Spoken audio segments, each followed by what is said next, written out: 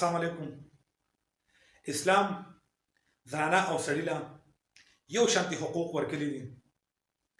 زنانه له هم پولیټیکلي او سوشلي رایټ ورکړي دي.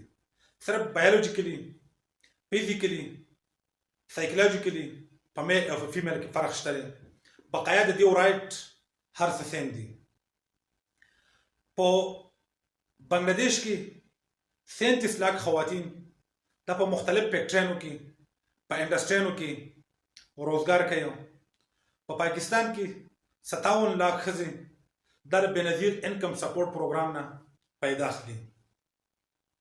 اوس دا موږ لږ کمپیر کوو چې آیا په 37 लाख ښځې چې کوم په بنگلاديش کې روزګار کوي دغه ښځې او 57 लाख چې کوم بېنظیر انکم سپورټ پروګرام روپۍ اخلي دا ښه دي.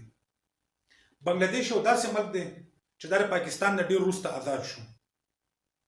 دلته موږ 57 लाख ښځو ته بېنظیر انکم سپورټ پروګرام دا پیسې ورکوي.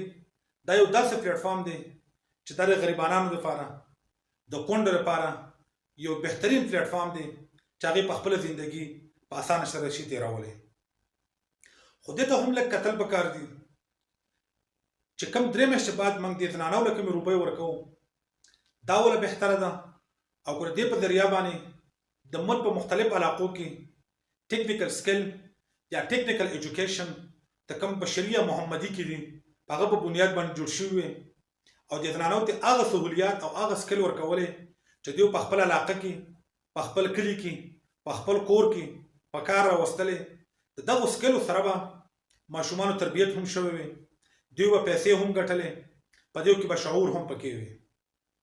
دوی به 3 میاشتې انتظار نه کولی، دوی نه به سوالګر نه جوړېدلی. څو کاله مخکې حکومت پاکستان اعلان وکړو د کوم ماشومان جنکۍ په سکولونو کې سبق وایي هغو ته به اوړه میلاویږي، هغو ته به غوړي میلاویږي، هغو ته به منتلي پیسې میلاویږي، مختلف اشیا به ورکول. خو چې کله هغه بند شولو نو خلکو د سکولونو نه ماشومان راویستلې او بېرته به کوڅو کې پرېښوستلې. نو هسې نه چې چېرته دا پلیټفارم بند شي بېنظیر انکم سپورټ پروګرام زموږ دا خلک په روپو باندې عادت شو، په خرچو باندې عادت شو، نو چې دا به تباهي طرف ته ونه ګرځي. د دې نه بهتره ده پوهان پوهه خلک په دې باندې ښه پوهېږي.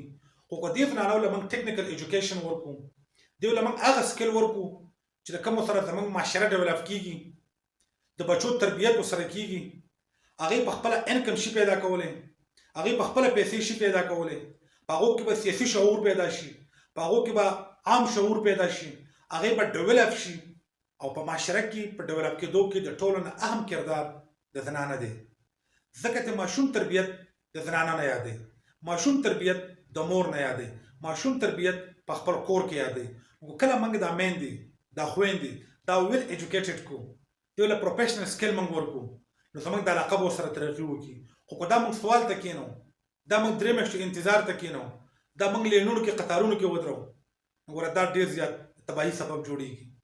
بیا په دې کې زیاتره هغه زنانه دي چې کوم بېنظیر انکم سپورټ پروګرام کې حصه نه دي، هغه یو مایوسه وخت تېروي، هغه په فکر او په تکلیف کې وخت تېروي، هغه په احساس کمترۍ کې ولېږي چې زما سره دا زیاتې ولې کېږي.